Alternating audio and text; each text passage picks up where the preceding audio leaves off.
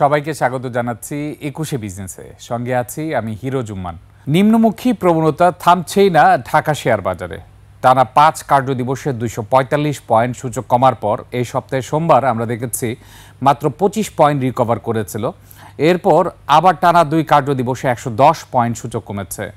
সব মিলে গত ৮ কার্যদিবসে এবং ১০ দিনের ব্যবধানে সূচক কমেছে ৩৩০ পয়েন্ট। আজও সূচক কমছে। আজ দিনের শুরুতে আমরা যদিও দেখেছি ৩২ পয়েন্টের মতো সূচক বেড়েছিল। গতকাল সূচকের অবস্থান ছিল ৫,১১৬ পয়েন্টে। আজ দিনের এক সময়ে শুরুর দিকে আমরা দেখেছি ৫,১৫৮ পয়েন্টে গেলেও এখন সূচক নিম্নমুখী প্রবণতায় রয়েছে। আজ সবচেয়ে সর্বনিম্নমুখী অবস্থানে ছিল ৫,০৯৯ পয়েন্টে। এখন যদিও সূচক মাত্র ১০ পয়েন্ট কমে দাঁড়িয়েছে ৫,১০৬ পয়েন্টে। গতকাল ছিল ৫,১১৬, ১০ পয়েন্ট কমে ৫,১০৬ পয়েন্টে। মোট লেনদেন হওয়া কোম্পানিগুলোর মধ্যে বেশিরভাগ কোম্পানি দর হারিয়েছে। এছাড়া সেক্টর ওয়াইজ মুভমেন্টের মধ্যে মাত্র ৩টি সেক্টর ছাড়া বাকি ১৭টি সেক্টর নিম্নমুখী প্রবণতায় রয়েছে, অর্থাৎ সূচককে নিম্নমুখী প্রবণতায় ধাবিত করছে। যে ৩টি সেক্টর ঊর্ধ্বমুখী প্রবণতা রয়েছে তার মধ্যে রয়েছে ব্যাংক, বিমা এবং কর্পোরেট বন্ড। এই ৩টি খাত ছাড়া বাকি সব খাত নেগেটিভ মুভমেন্টে রয়েছে, অর্থাৎ বেশিরভাগ কোম্পানি দর হারিয়েছে এই ১৭টি খাতে। এছাড়া লেনদেনের দিক থেকে আজও বিমা খাতে সবচেয়ে বেশি লেনদেন হচ্ছে। বিমা খাতে আজ এখন পর্যন্ত প্রায় ২৭% লেনদেন হচ্ছে। তবে আজও লেনদেনের গতি অনেকটাই মন্থর রয়েছে। আপনাদেরকে জানিয়ে রাখি, ২রা জুলাইয়ের পর থেকে গত ৪ মাসে ২ বার ৫০০ কোটি টাকার নিচে লেনদেন হয়েছে। ২৩শে সেপ্টেম্বর লেনদেন হয়েছিল ৪৬৭ কোটি টাকা। এরপর গতকাল লেনদেন হয়েছে ৪৮৭ কোটি টাকা। এই ৪ মাসের মধ্যে মাত্র ২ বার ৫০০ কোটি টাকা নিচে লেনদেন হয়েছে, এবং যেটি ছিল গতকাল একবার, এর আগে ছিল ২৩শে সেপ্টেম্বর।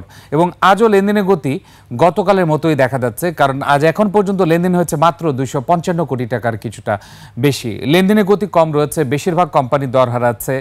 ১০ দিনের ব্যবধানে সূচক কমেছে প্রায় ৩৫০ পয়েন্টের মতো। সূচকের অবস্থান আপনারা জানেন, ৫ই অক্টোবর অবস্থান ছিল ৫,৪৪৭ পয়েন্ট।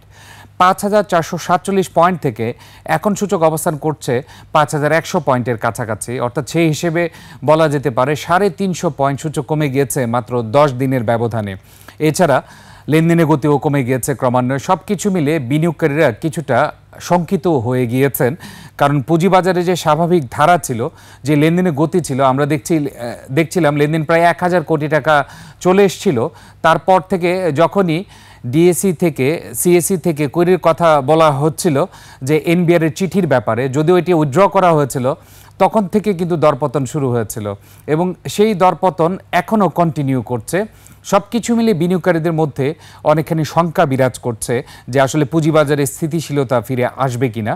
বাজার বিশ্লেষকরাও বলছেন যে লেনদেনে যে গতি রয়েছে, এই লেনদেনের গতিতে পুঁজিবাজার গতিশীলতা ফিরে পাওয়া খুবই মুশকিল, এবং প্রাতিষ্ঠানিক বিনিয়োগকারী যারা রয়েছে তারাও অনেকখানি নিষ্ক্রিয় রয়েছে এখন পুঁজিবাজারে। যদিও বিএসইসি থেকে সব ধরনের বিধিমালা এটি খসড়া আকারে প্রকাশ করেছে জনগণের মতামতের জন্য, এবং খুব দ্রুত এটি বাস্তবায়নও হবে।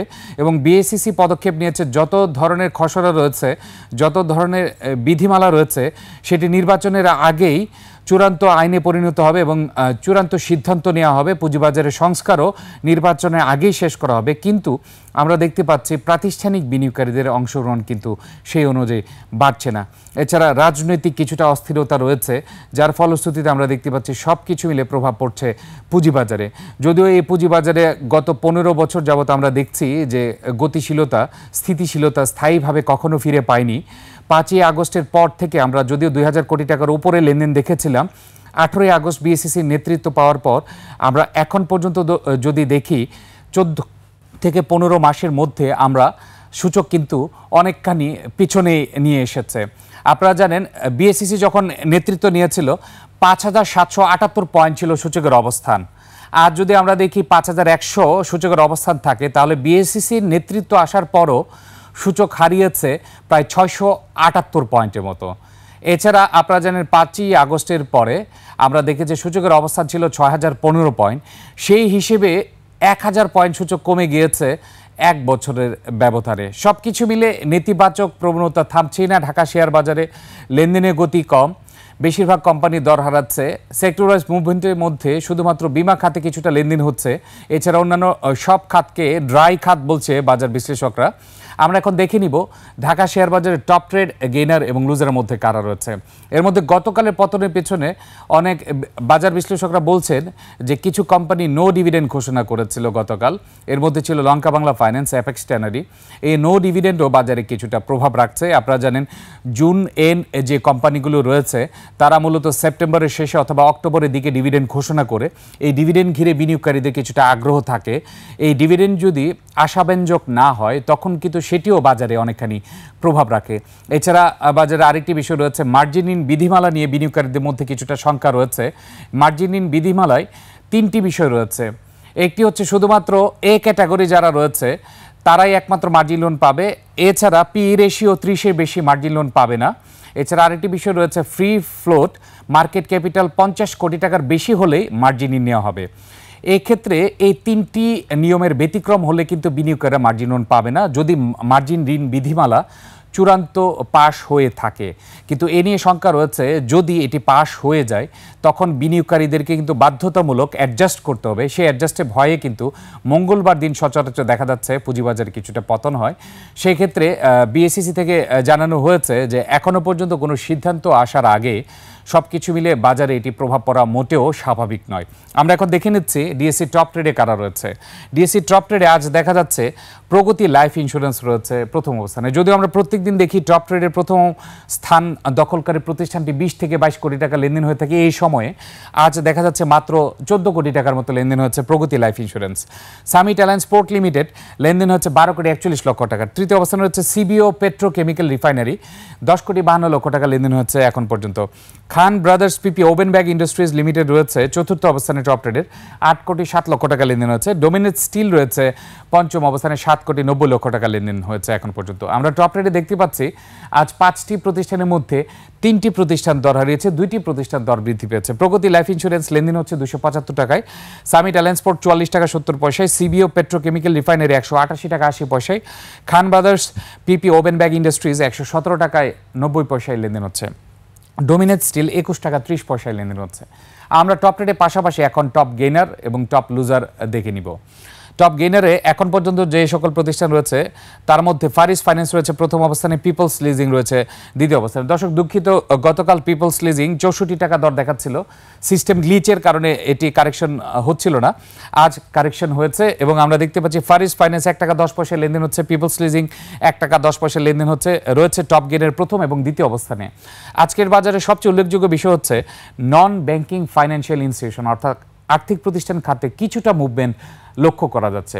আমরা দেখতে পাচ্ছি ফারিস ফাইন্যান্স রয়েছে, পিপলস লিজিং রয়েছে, তারপর ইন্টারন্যাশনাল লিজিং রয়েছে, প্রিমিয়ার লিজিং রয়েছে। টপ গেইনারের 5টি প্রতিষ্ঠানের মধ্যে 4টি রয়েছে আর্থিক প্রতিষ্ঠান খাত এবং 10% থেকে শুরু করে 8.5% পর্যন্ত বৃদ্ধি পেয়েছে আর্থিক প্রতিষ্ঠান খাতের কোম্পানিগুলো। আপনারা জানেন যে আর্থিক প্রতিষ্ঠান খাতের অবসায়নের যে নিউজটি এসেছিল যে 9টি আর্থিক প্রতিষ্ঠানকে অবসায়ন করা হতে পারে, তারপর থেকে আমরা আর্থিক প্রতিষ্ঠান খাতে ব্যাপক নিম্নমুখী প্রবণতা দেখেছি। এরপর থেকে আজই প্রথম দেখা যাচ্ছে আর্থিক প্রতিষ্ঠান খাতে কিছুটা মুভমেন্ট এসেছে। এই 4টি আর্থিক প্রতিষ্ঠানের মাঝে একটি ইন্স্যুরেন্স কোম্পানি রয়েছে, এটা হচ্ছে পিপলস ইন্স্যুরেন্স, 8.5% বৃদ্ধি পেয়েছে এখন পর্যন্ত। পিপলস ইন্স্যুরেন্স 40 টাকা 20 পয়সা লেনদেন হচ্ছে, ইন্টারন্যাশনাল লিজিং 1 টাকা 30 পয়সা লেনদেন হচ্ছে, প্রিমিয়ার লিজিং 1 টাকা 30 পয়সা লেনদেন হচ্ছে। এবং আপনারা দেখতে পাচ্ছেন ক্রমাগত দরপতনের কারণে আর্থিক প্রতিষ্ঠান খাতের যে শেয়ারগুলো রয়েছে 1 টাকা থেকে 1.5 টাকার মধ্যেই সীমাবদ্ধ রয়েছে, যদিও ফেস ভ্যালু 10 টাকা, কিন্তু শেয়ার পাওয়া যাচ্ছে 1 টাকা 10 পয়সায় এবং 1 টাকা 30 পয়সায়। আমরা দেখে নিলাম টপ গেইনের কারা রয়েছে, এখন আমরা দেখে নিব টপ লুজারে কারা রয়েছে। টপ লুজারে যে সকল প্রতিষ্ঠান রয়েছে, বিআইএফসি এটিও আর্থিক প্রতিষ্ঠান, এটি রয়েছে প্রথম অবস্থানে। বাংলাদেশ ইন্ডাস্ট্রিয়াল ফাইন্যান্স কর্পোরেশন 10% কমেছে। স্ট্যান্ডার্ড সিরামিক রয়েছে দ্বিতীয় অবস্থানে, 5.5% এখন পর্যন্ত দর হারিয়েছে। তৃতীয় অবস্থানে রয়েছে এক্সিম ফার্স্ট মিউচুয়াল ফান্ড, চতুর্থ অবস্থানে রয়েছে প্রাইম ফাইন্যান্স, পঞ্চম অবস্থানে রয়েছে সোশ্যাল ইসলামী ব্যাংক লিমিটেড। বিআইএফসি 10% বৃদ্ধি পেয়েছে, স্ট্যান্ডার্ড সিরামিক 5.5, এক্সিম ফার্স্ট 5.26% বৃদ্ধি পেয়েছে, প্রাইম ফাইন্যান্স 4.76% বৃদ্ধি পেয়েছে, সোশ্যাল ইসলামী ব্যাংক লিমিটেড 4.65% বৃদ্ধি পেয়েছে। বিআইএফসি 2 টাকা 70 পয়সায় লেনদেন হচ্ছে, স্ট্যান্ডার্ড সিরামিক 61 টাকায়, এক্সিম ফার্স্ট মিউচুয়াল ফান্ড 2 টাকায় লেনদেন হচ্ছে, প্রাইম ফাইন্যান্স 2 টাকায় লেনদেন হচ্ছে, সোশ্যাল ইসলামী ব্যাংক লিমিটেড 4 টাকা 10 পয়সায় লেনদেন হচ্ছে। আমরা দেখে নিলাম ঢাকা শেয়ার বাজারে টপ ট্রেড, গেইনার এবং লুজারের অবস্থান। 8 কার্যদিবস বাদ দিয়ে আজ সহ 9 কার্যদিবস, এর মধ্যে প্রথম 5 কার্যদিবসে পরে মাত্র 1 কার্যদিবস ঊর্ধ্বমুখী প্রবণতা ছিল। এরপরে আবার টানা আমরা দেখতে পাচ্ছি 4 কার্যদিবসের মতো নিম্নমুখী প্রবণতা রয়েছে ঢাকা শেয়ার বাজারে। সবকিছু মিলে 350 পয়েন্ট সূচক কমেছে এখন পর্যন্ত 5447 পয়েন্টের পর।